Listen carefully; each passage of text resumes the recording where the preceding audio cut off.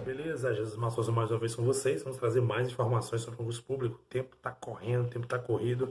Tem prova já dia 17 para quem vai fazer o nível fundamental, então preciso acelerar um pouco mais nas revisões. Vamos falar sobre o vencimento, subsídio e remuneração. O artigo 40 da Lei 17.331, ele vai trazer os casos aqui de vencimento, subsídio e remuneração, que eu acredito que seja muito importante você também ter em mente, porque pode sim cair na tua prova.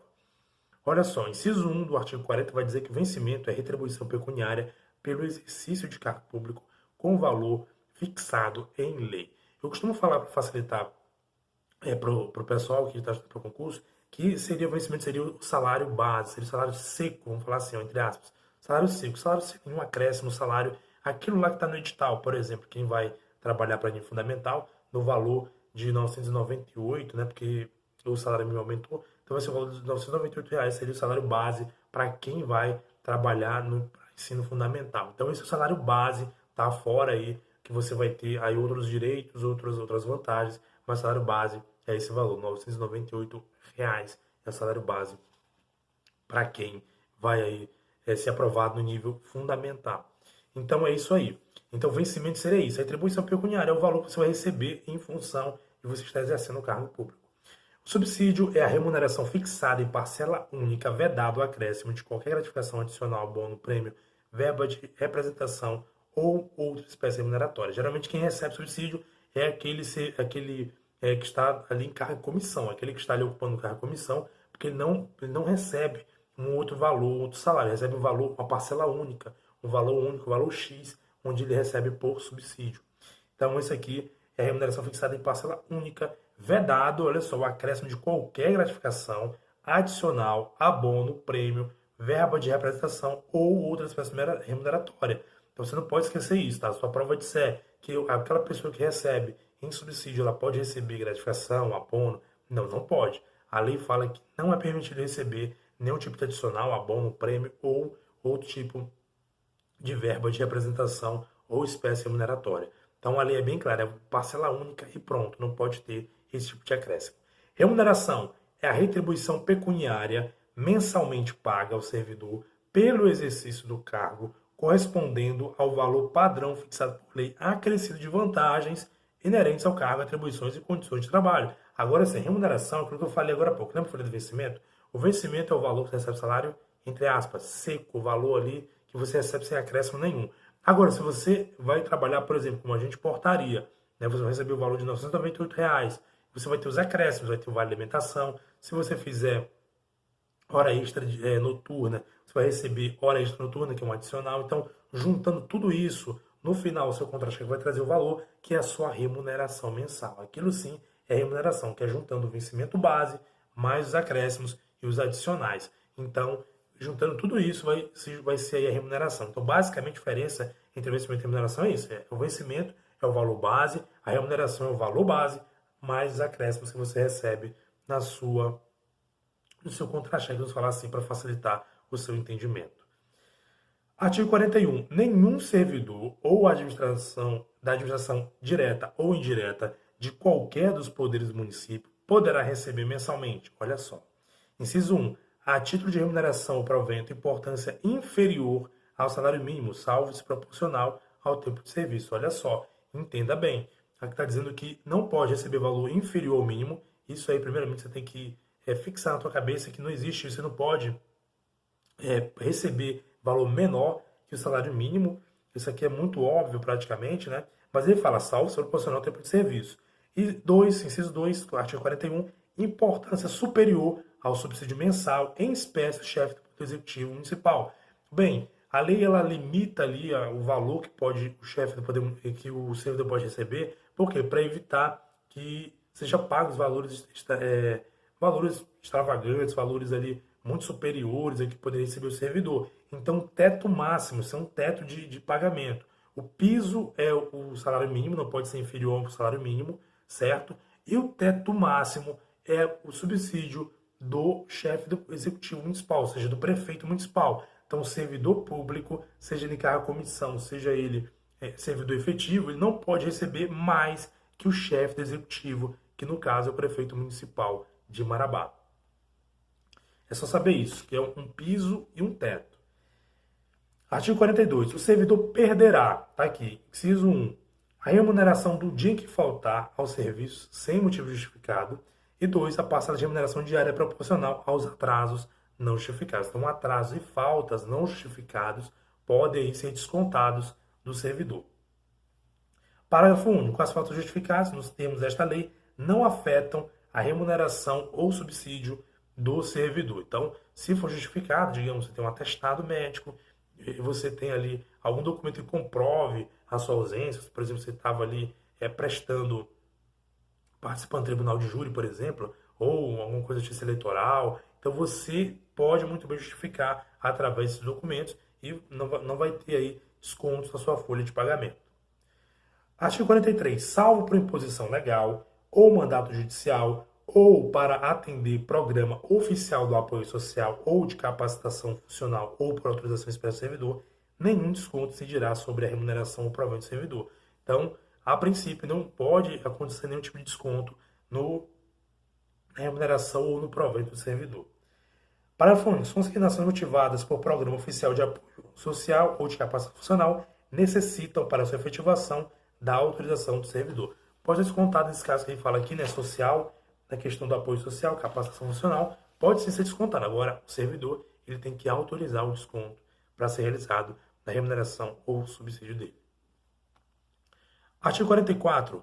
Olha só, gente, artigo 44 é muito importante. Eu até peço que você tenha bastante cuidado, você faça uma leitura dele aí, tantas quantas forem possíveis, porque ele traz dois casos interessantíssimos que podem muito bem cair na prova, se a banca assim quiser cobrar, e cai tranquilamente, porque ela pode confundir muitos candidatos na hora da prova. O artigo 44 vai falar assim: as reposições e indenizações ao erário serão previamente comunicadas ao servidor e descontadas em parcelas em valores monetários devidamente atualizados. Aqui está dizendo que pode ocorrer descontos no servidor, no pagamento do servidor, com questões de reposições e indenizações. E aqui vai explicar adiante, nas alíneas A e B, quais são as situações de reposição e de indenização. Olha só, a reposição, a linha A, parágrafo primeiro, para os fins desta lei, disposto nesta lei, considera-se, a linha A reposição, devolução aos cofres públicos de quaisquer parcelas recebidas indevidamente pelo servidor, que não sofrerá correção se este não lhe tenha dado causa. Como é que funciona isso? De repente, por algum motivo, a administração vai lá e deposita um valor na sua conta, no seu contra-cheque indevidamente. Não era para a administração ter depositado aquele valor. Então, você tem que fazer a reposição do valor, porque você recebeu o valor indevido. Então, nesse caso, se você não deu causa, aí está dizendo, né, tem esse detalhe, se você não deu causa, esse valor não vai sofrer correção. Não deu causa, ou seja, não foi sua culpa, não foi você que agiu de má fé e pediu ali o determinado adicional e não cumpriu o que teria que ter feito aquele adicional. Então, nesse caso, você não pode ser penalizado. Então, não vai haver correção sobre esse valor. Está dizendo, então, reposição, olha, memoriza bem, reposição é quando ocorre, em regra, está dizendo aqui, né? Quando alguma parcela indevida, você recebeu alguma parcela indevida e você tem que devolver, tem que repor. Olha só, lembre disso, reposição, repor uma parcela indevida, recebeu algum valor que você tem que repor aquele valor, porque não era seu, não era devido ao servidor. A linha B vai dizer, a indenização à fazenda pública, o ressarcimento pelos servidores dos prejuízos e danos que ele der causa, por dolo ou culpa. De repente, por algum motivo, você comete algum tipo de situação que você acaba causando prejuízo para a administração pública. Então, nesse caso, a administração pública ela pode muito bem cobrar de você esse prejuízo. Pode ser por dolo, ou seja, você quis causar o prejuízo, ou pode ser por culpa, você não teve a intenção, mas causou o prejuízo. Então, vai ser cobrado de você essa indenização, né? Então, a indenização à fazenda pública, quando você, por dolo ou culpa, acaba gerando um prejuízo para a administração pública. Você causou um dano ou um prejuízo. Aí, os parágrafos 2º e 3º, ele vai explicar quais são os percentuais. Aqui também peço muita atenção, porque você que pode ser pedido na prova também percentuais quanto à devolução e a indenização. A devolução, que é a mesma reposição que a gente acabou de ver, será feita em parcelas cujo valor não exceda 25%. Então, as parcelas da reposição, as parcelas da devolução não podem exceder 25% da sua remuneração, do seu provento. Para a indenização, não pode exceder 10% da remuneração do provento. Então, se você vai ter que pagar a indenização à Fazenda Pública, o máximo pode ser descontado de 10% do valor da remuneração ou do provento. O artigo 45 vai dizer o seguinte: o servidor em débito com o erário que for demitido, exonerado ou que tiver sua aposentadoria ou disponibilidade cessada, ou ainda aquele cuja dívida relativa à reposição seja superior a 5 vezes o valor da sua remuneração, terá o prazo de 60 dias para quitar o débito. Quando o servidor ele é exonerado, ou quando ele é demitido, ou é cassado sua aposentadoria, e ele está em dívida com o erário, ou seja, ele cometeu algum tipo de infração, ou de repente ele tem que fazer uma indenização, como a gente acabou de ver aqui, que é a situação em que ele tem que fazer devolução do valor.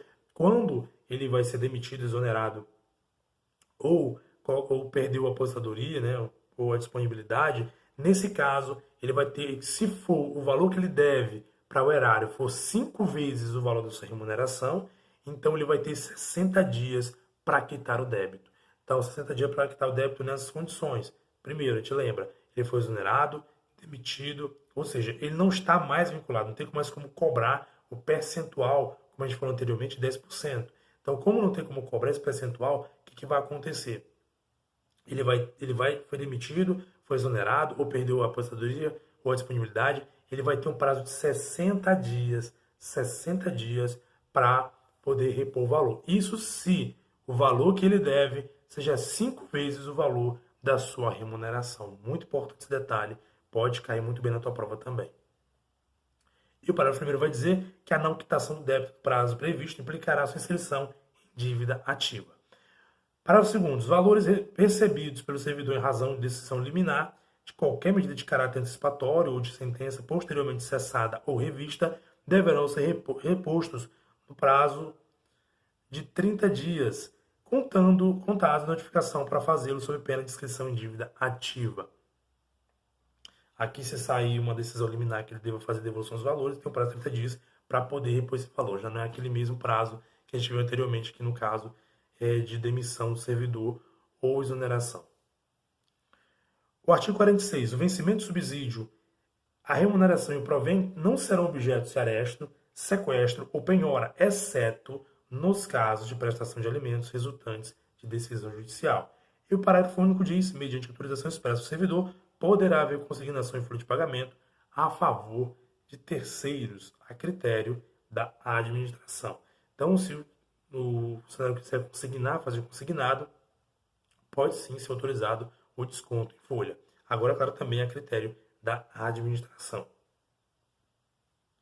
Vamos avançar um pouco mais? Vamos entrar aqui na parte 47 para falar das vantagens. Ele fala assim, desvantagens, olha. Além do vencimento, poderão ser pagos aos servidores seguintes vantagens, tá aqui as vantagens: indenizações, auxílios pecuniários, gratificações e adicionais. Então, aqui suas vantagens podem ser pagas ao servidor: indenizações, auxílios pecuniários, gratificações e adicionais. Parágrafo 1º. As indenizações e auxílios pecuniários não se incorporam aos vencimentos ou proventos para qualquer efeito. Olha só, indenizações e auxílios pecuniários, isso você não pode esquecer, indenizações e auxílios pecuniários, eles não se incorporam ao vencimento para qualquer efeito. Até porque geralmente são situações ali que são transitórias, são situações ali que vão ali somente auxiliar naquele momento o servidor, porque ele está exercendo uma atividade que ele precisa daquele valor ali. Então aquele valor não pode ser incorporado, ele é só para aquele momento, enquanto ele necessita daquelas vantagens. Parágrafo 2º. As gratificações e os adicionais poderão se incorporar, olha só bem a palavra, poderão se incorporar aos vencimentos ou aos proventos, nos casos e condições previstos em lei. Então deixa claro que pode ser incorporado sim, mas aí nos casos e condições previstos em lei. Então não eles poderão, não quer dizer que ele vai ser incorporado, pode ser incorporado nos casos previstos em lei.